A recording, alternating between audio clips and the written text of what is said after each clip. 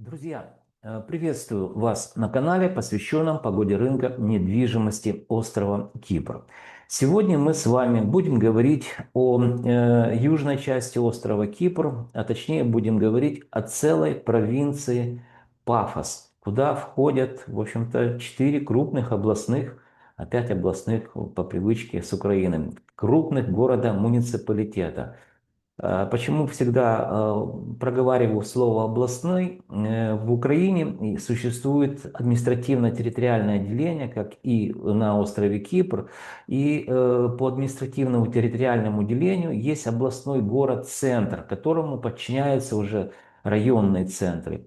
Так, в общем-то, и на Кипре есть, только он называется не областной, а город-муниципалитет, которому значит, подчиняются уже более мелкие населенные пункты или деревни. Поэтому я вот всегда, что называется, в суе вспоминаю это слово «областной».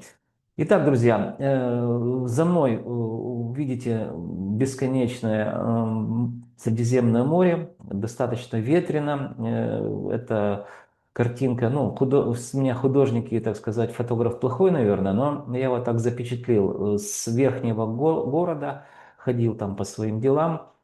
Это Пана Пафос за моей спиной, это значит, Ката Перволя, показываю вот так, там даже мой дом видно. Ну и прибрежная часть, это у нас Ката Пафос. Вот обо всех этих мы районах сегодня или локациях географических поговорим в данном видео. В конце видео подведем итоги и поговорим о тенденциях длиною в 1 год. Кстати, сразу забегая наперед, провинция Пафос одна из, ну, мы 5 провинций, я уже записал в январе месяце, что происходило с недвижимостью. Это единственная провинция, где, в общем-то, с рынком недвижимости что-то происходит, то есть мы не видим положительной динамики роста. С чем это будет связано, будем рассуждать на протяжении всего данного видео. Итак, друзья, переходим к просмотру слайдов. Постараемся вместе с вами разобраться, что происходило с процессами на рынке жилой недвижимости благодаря статистическим данным, которые мне любезно предоставляет компания Olymp Consulting. Традиционно остров Кипр делится на 2 части. Северную часть это проживают у нас турки-киприоты.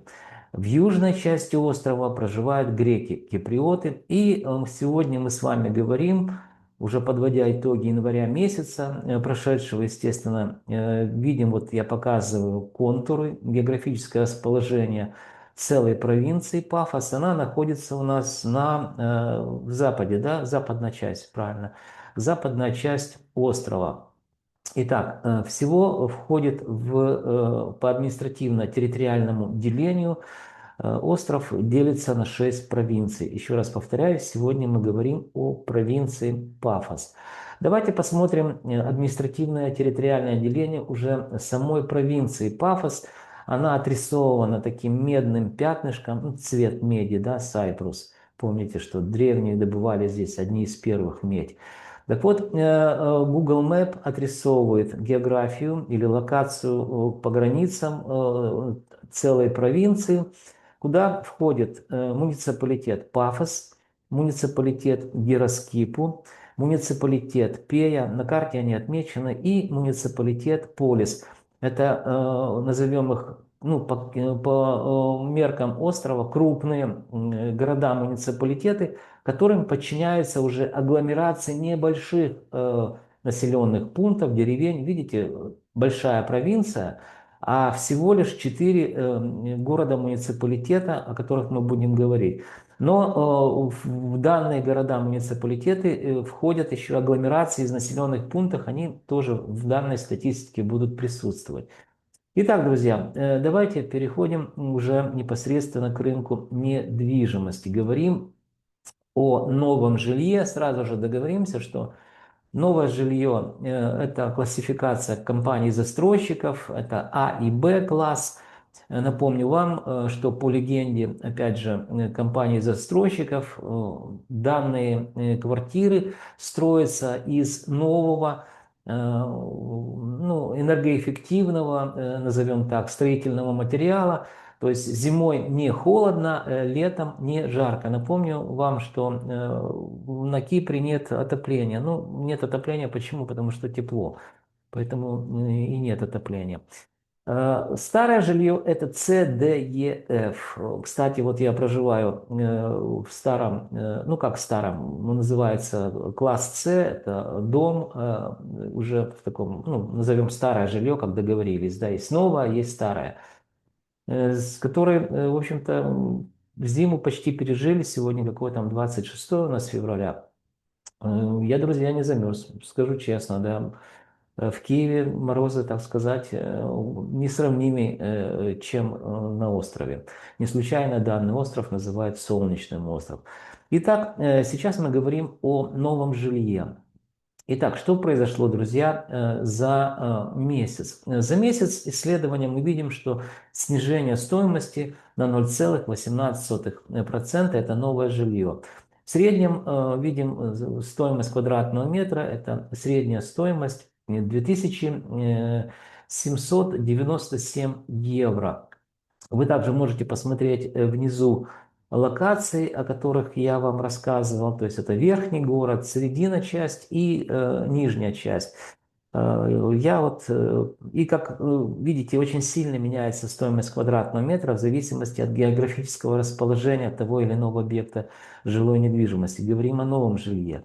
Я проживаю в Tomb of the Kings, видите, здесь вполне, ну не вполне, здесь престижный район, он в основном из домовладений, такие достаточно спокойные, да, живут люди моего примерно возраста, уже пенсионеры все.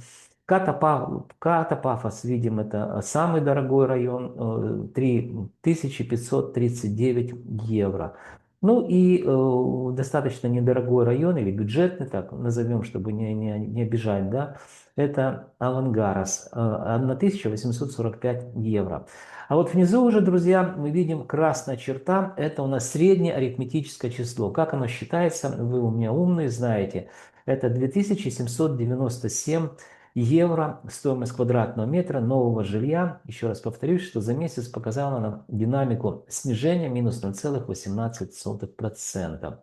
Давайте посмотрим, что произошло в течение года. График рисунок, период исследования, январь 2025 год, новое жилье. 2834 евро стоимость квадратного метра и 2797 евро стоимость квадратного метра уже в январе 2026 года. Что в годовом измерении, друзья, ну где-то больше, где-то меньше, по локациям можете посмотреть. Показала нам, смотрим вниз таблица, минус 1,28%. Друзья, это, в общем-то, нетипичное поведение рынка для острова. С чем она связана? Ну, напомню вам, что я и компания Olymp Consulting отслеживаем с 2019 года, мониторим рынок недвижимости, и я вот эти все процессы хорошо уже, ну, помню, изучил и знаю, могу вполне адекватно рассуждать на эту тему. Так вот, с 2019 года, напомним, чем ознаменовался 2019 год, это COVID-19, помните, да? И рынок начал расти как на дрожжах не только у нас в Украине, но, естественно, на острове Кипр. Тогда я жил в Украине, в Киеве. Это было связано с тем, что экономика заливалась буквально вот этими вертолетными деньгами, их называли еще, то есть печатали деньги и, в общем-то, заливали экономику. Естественно, куда эти деньги пошли? Частично они пошли на рынок недвижимости, разогревая стоимость квадратного метра. И вот пик стоимости по городу Пафосу, а я уже тогда, в принципе, понимал и знал, что я перееду жить именно в этот город, ну, планировал, да. Тогда, в 2019 году, это нельзя было выехать, границы были закрыты. Потом сразу же началась война, опять границы закрылись. Таким образом, я достаточно много просидел, так сказать, в Киеве, не выездной. Ну вот, когда исполнилось 60 лет, выехал наконец-то. Так вот, я о рынке недвижимости. 23 год, 24 год был пиком роста в городе Пафос. Цены буквально росли, ну, я не знаю, по проценту каждый, так сказать, месяц. И вот я так предполагаю, всего лишь мы видим 2025 год, это первый год, ну и начало 2026 года, рынок недвижимости в данном городе стал показывать незначительную, но все-таки динамику снижения. Это связано, как я предполагаю, с тем, что вот 2023-2024 год ну, выросла стоимость просто достаточно серьезно, да, то есть рынок перенасыщен предложениями.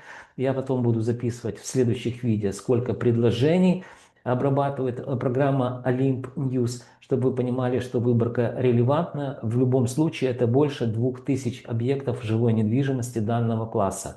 Ну, новое жилье.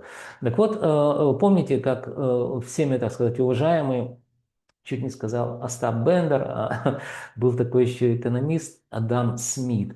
Он рассказывал о всевидящей и всемогущей руке рынка. Закон спроса и предложения. Когда предложений на рынке становится много, а рынок недвижимости и недвижимость является товаром, друзья, то а предложений при этом, вернее, спрос незначительный, то что происходит? Корректировка рынка по стоимости. То есть стоимость, в данном случае недвижимости, медленно снижается. Хотя это очень плохо. Почему? Потому что ну, мы будем говорить о макроэкономических показателях в конце видео. Поговорим о, так сказать, инфляции, и вы поймете, почему это плохо и неестественно для рынка, особенно на острове Кипр. Итак, переходим к следующему слайду. Здесь мы говорим о старом жилье, которое, кстати, подорожало на 0,20% за месяц. И в среднем стоимость квадратного метра 2557 евро. На табличке вы можете почитать, что за год стоимость, вернее за месяц, снизилась, выросла на 0,20%. Также можете посмотреть по локациям. Отвечаю на вопрос, который чаще всего задают люди.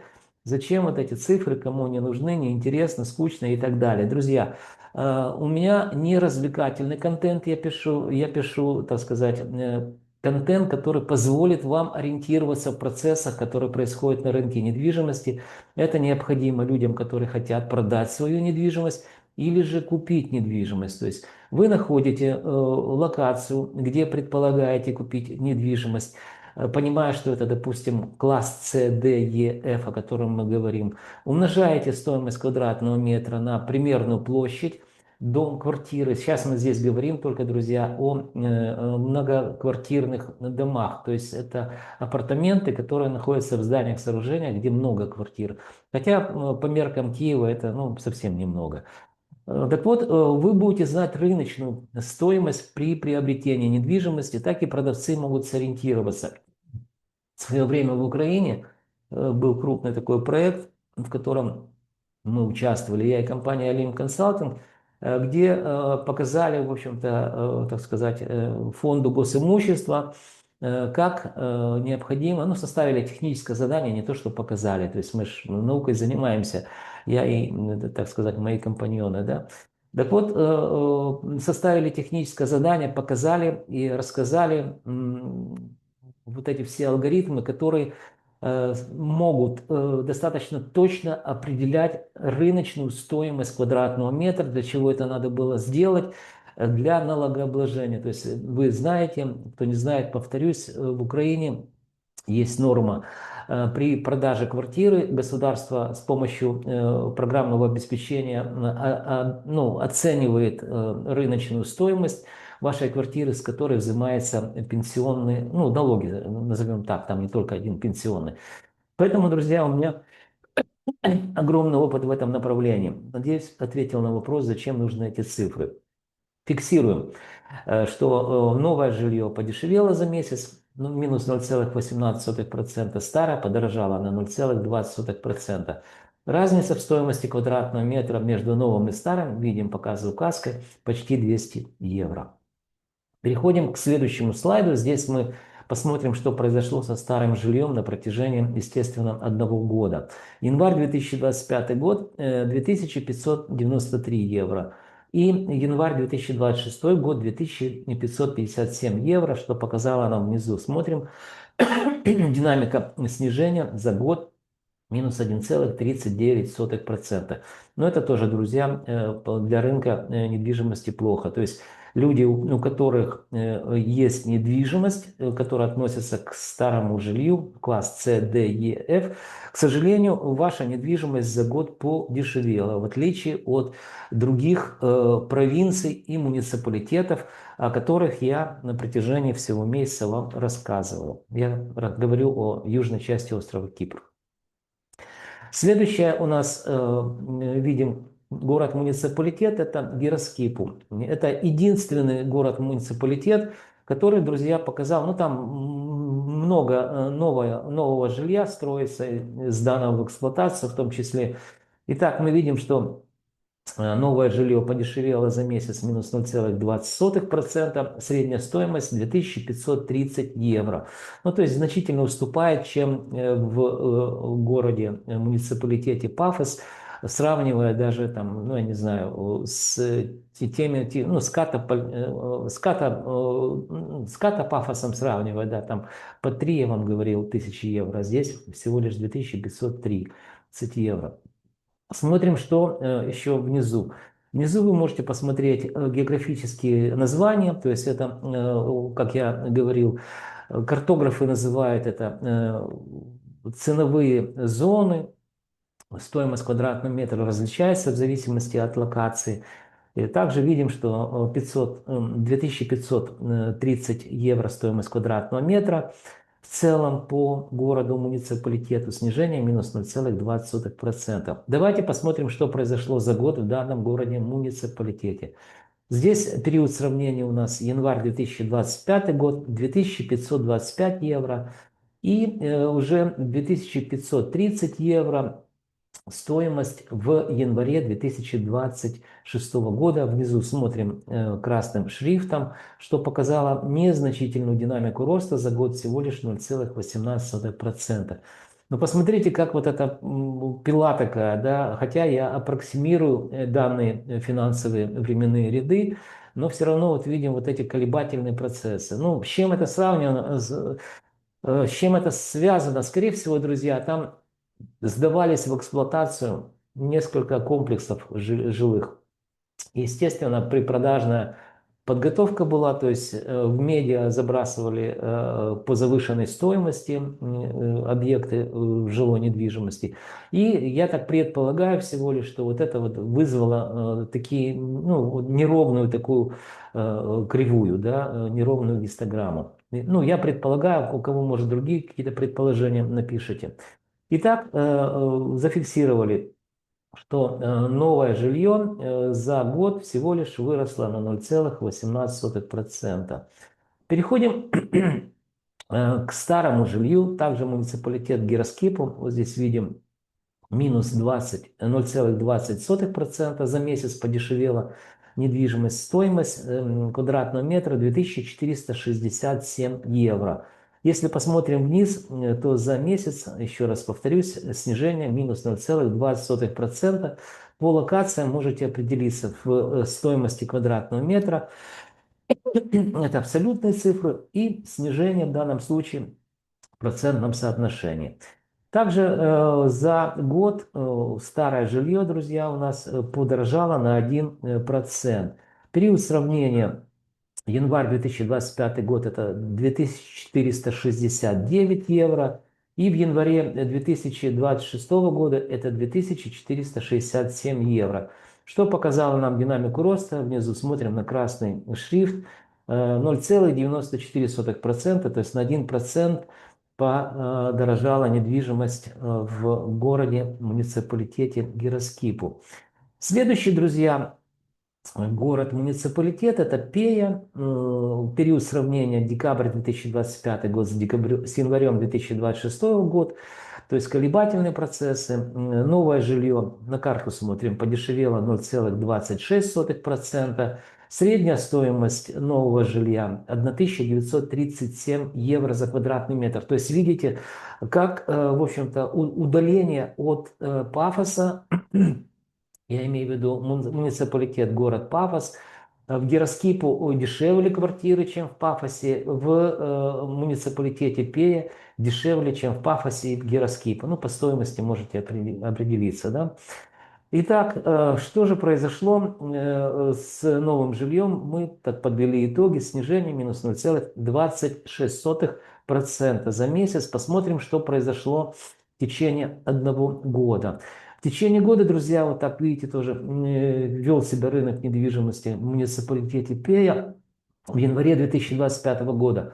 Это 1940 евро за квадратный метр, потом снижение мы видели, и последние, так сказать, несколько кварталов, несколько месяцев, да, видим динамику роста, незначительную динамику роста.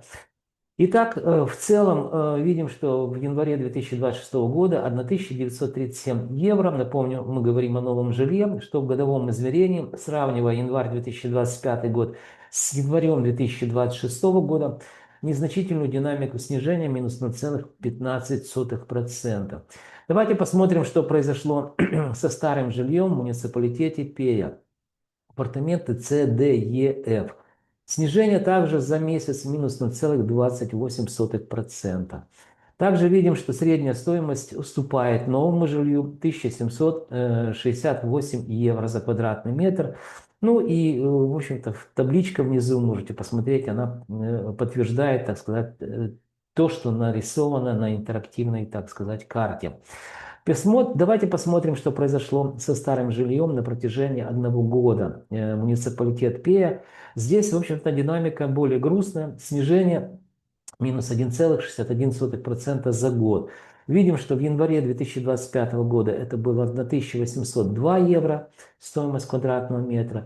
И январь 2026 год 1773 евро за квадратный метр, что показало нам динамику снижения в годовом измерении минус 1,61%. Но это тоже ненормально, как я уже говорил. Муниципалитет Пафос, муниципалитет Пея, в общем-то, выбиваются из того тренда, который в целом демонстрирует нам южная часть острова Кипр. Следующий муниципалитет, это уже последний у нас муниципалитет, город Полис. Он находится вверху у нас юг, вернее север, да, здесь запад, северо-западная часть, да, острова, северо-западная часть острова. Здесь, друзья, есть и новое, и старое жилье. Выборку я, в общем-то, совместил. Больше нового здесь жилья, чем старого, но старое все равно присутствует. Поэтому здесь мы рассматриваем полностью все жилье, которое было нами зафиксировано на ресурсе. Мы мониторим, еще раз напомню, такой информационный ресурс Базараги. Итак, видим, что за месяц, период сравнения декабрь 2026 год с январем 2020, декабрь 2025 год с январем 2026 года, стоимость выросла на 0,28%. Это колебательные процессы. В среднем 1896 евро стоимость квадратного метра. Можете посмотреть по локациям, как отличается сильно стоимость квадратного метра. Ну, еще раз повторюсь, в целом рост за месяц плюс 0,28%. Следующий слайд, здесь мы говорим муниципалитет Полис, что произошло за год. То есть это третий у нас, что, друзья, город-муниципалитет, который показывает отрицательную динамику снижения в провинции Пафос. Видим, что в январе 2025 года 1924 евро, и январь 2026 год 1898 евро, что показало динамику снижения в годовом измерении. Внизу смотрим красный шрифт, минус 1,34%. Итак, друзья, проговорили по каждому городу, муниципалитету, подведем итоги. Перед вами, значит, карта острова, также видим провинцию Пафос. Очень быстро, вот здесь смотрим красным шрифтом, что написано. По новому жилью видим, что 2240, 2421 евро – это в целом по провинции стоимость квадратного метра нового жилья. Колебательные процессы сравниваем январь 2026 с декабрем 2025 года. Снижение видим за месяц минус 0,21%. Индекс отрицательный 0,998. Со старым жильем, друзья, что произошло? Мы видим, что уступает в цене новому 2174 евро. Период сравнения также январь 2026 с декабрем 2025 года. Здесь мы видим, старое жилье за месяц выросло на 0,12% за месяц. В целом по провинции. Показала также положительный индекс стоимости недвижимости. Единичка с записной частью видео. Будем подводить итоги. Естественно, то, что произошло с недвижимостью целой провинции Пафос в течение одного года. Итак, друзья, перед вами традиционно карта, где отображена провинция Пафос, города, муниципалитеты. И период сравнения у нас будет январь 2026 год с январем 2025 года. Смотрим новое жилье, друзья. Сразу же обращаю внимание ваше на внизу экселевские данные в таблице. Новое жилье. В январе 2026 года это 2421 евро. Сравнивалось с январем 2025 года, когда стоимость была 2433 евро. Мы видим, друзья, что в целом за год недвижимость новая подешевела на 0,48%. То есть на полпроцента это немного, но все равно это, в общем-то, нетипично для кипрского рынка. Покажу и расскажу, почему нетипично. И что бросается в глаза, наибольше всего в муниципалитете Пафос за год подешевела недвижимость новая на 1,31%. Также подешевело новое жилье в муниципалитете Пея, видим, минус 0,15%. А вот в муниципалитете Герскипу мы видим незначительный рост стоимости недвижимости, то есть плюс 0,20%. Давайте посмотрим, что произошло со старым жильем. Также период сравнения январь 2026 год с январем 2025 года. Видим, что в 2026 году в январе это 2174 евро, что, в общем-то, показало нам в годовом измерении снижение, показываю указкой, на 1,06%. То есть старое жилье, друзья, дешевеет больше за год получилось, что больше подешевело. И если давайте посмотрим, где наибольше всего подешевело старое жилье, это муниципалитет Пея, минус 1,61%. Дальше на втором месте видим муниципалитет Пафос, минус 1,39%. Муниципалитет показал снижение Полис всего лишь 1,35%. Ну, и замыкает муниципалитет Гераскипу. За год здесь, в общем-то, практически ничего не произошло. Ну, на уровне статистической, так сказать, погрешности минус 0,08%. Индекс в целом, друзья, по провинции, это, напомню вам, индекс недвижимости. Давайте расскажу более подробно о нем. Ну, во-первых, вот он, видите, здесь минус по старому жилью, минус 0, точнее 0, отрицательный индекс 0,989. Что такое индекс недвижимости? Индекс недвижимости – это макроэкономический показатель, который характеризует изменение стоимости квадратного метра недвижимости во времени. Он считается просто, если у вас есть статистические данные. На примере показываю. 2174 – это средняя по провинции стоимость квадратного метра. Делим на 2197, получаем снижение, друзья, недвижимости за год, минус 1,06%. Или же индекс отрицательный, еще раз повторюсь, 0,989. Немного саморекламы, друзья. На протяжении многих лет в Украине я и компания Alim Consulting готовим индексы рынка недвижимости для крупных украинских национальных банков, также иностранных банков, которые работают на территории Украины. И я знаю очень хорошо, кто смотрит меня, то есть фокус-группа людей. Это люди, которые работают в банках, это, ну, это управление по рискам или по риск-менеджменту. Данные специалисты по крупицам собирают информацию, которую вам я сейчас показываю на примере жилой недвижимости. То есть данные категория специалистов очень хорошо знают, как меняется стоимость денег во времени, естественно. А я один из немногих, кто в Украине и на острове Кипр, ну так получилось, друзья, знаю, как меняется стоимость недвижимости также во времени. Причем это демонстрирую вам только всего лишь на жилой недвижимости. У нас оцифровано все, то есть и жилая недвижимость, и домовладение, и земельные участки разного целевого назначения, в общем, и коммерческая недвижимость в том числе. Поэтому, друзья, вот эта наша синергия знаний, вы знаете, еще раз повторюсь, как меняется стоимость денег во времени, а я знаю, как меняется стоимость недвижимости во времени, поможет, в общем-то, и помогает вам в вашем сложном, прямо так назовем, бизнесе.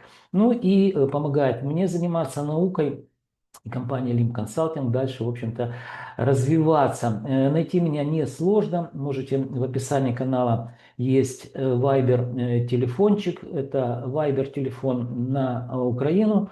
Мы можем созвониться, списаться по Кипру. Есть кипрский телефон, тоже Viber. И, собственно говоря, кто заинтересован, напишите или позвоните, составим техническое задание, и вы будете раз в квартал получать исследования, где будете видеть, что происходит с недвижимостью, под которую ваше финансовое учреждение выдало определенные финансовые ресурсы. Итак, друзья, подвели итог, и давайте, почему я говорил, что ведет себя недвижимость ну, в данном случае целой провинции, нетипично для южной части острова Кипр. Давайте вот посмотрим основные макроэкономические показатели. Это прошедшего 2025 года, но они актуальны, так как январь месяц и сейчас. Начнем с инфляции. Инфляция 2%, но в феврале месяце, друзья, еще нет, но Евростат опубликует. Я думаю, что будет на уровне 2025, вернее, 2024 года. Видите, тут 2,6, по-моему. Я думаю, такая же инфляция будет. И в 2000, была, точнее, в 2025 году. Напомню вам, что такое инфляция, друзья. Есть закон стоимости, который гласит о следующем, что экономика работает сбалансированно, когда количество денег, выпущенных, это и фиатные деньги, которые в обращении на руках, и агрегат М0, М1, М2 и так далее, то есть совокупность всех денег, которые участвуют в экономических процессах, равна выпущенным товарам и услугам, друзья. Недвижимость, напомню вам, является товаром. Так вот, чем больше денег напечатано или выпущено, и они не обеспечены выпущенными товарами и услугами, включаются, друзья, вот эти самые инфляционные процессы, которые, видите, да, здесь у нас 2%, но это предполагаемые были в 2005 году, в 2025 году. То есть деньги ваши обесценились на 2%, и, соответственно, за обесцененные деньги вы все меньше можете купить товаров и услуг, в том числе недвижимость. Недвижимость является традиционно, друзья, некой тихой гаванью, ну, как гласит молва, риэлторы об этом говорят, продавцы. Также компании-застройщики говорят, что инвестировать в недвижимость выгодно, ваши деньги не обесцениваются. Так вот, друзья, хочу вам сказать, что при даже 2% инфляции и снижения в городе Пафосе новое жилье, показываю указкой, минус 1,31%, говорит, что, друзья, добавьте вот эту инфляцию, еще снижение, то ваша недвижимость почти на 3% подешевела. Это очень плохо. Это очень плохо с точки зрения ну вот, инвестиций в недвижимость. То есть ваши деньги, которые лежали бы просто мертвым грузом там где-то на полке, в шкафчике, да, они обесценились. Все равно и недвижимость, в которую вы вложили, недвижимость, деньги эти также обесценилась. То есть проще было бы эти деньги все-таки положить на депозит в любое отделение банка кипрского, и тогда, по крайней мере, бы вы не увидели этих обесцененных денег. Да? Но это единственная провинция, кстати, друзья. Почему не типично ведет? Потому что я уже предполагал, что 2023-2024 год был бум стоимости или роста стоимости именно в провинции Пафос. Все говорили, что самая недооцененная, правильно так, да, провинции, в том числе города. Поэтому там стоимость росла достаточно серьезно. Сейчас рынок скорректировал, я предполагаю, ту самую стоимость. Итак, друзья, в общем-то, показал вам, почему стоимость снизилась, и это нетипично. Попробовал очень просто объяснить. А теперь пришло время прощаться.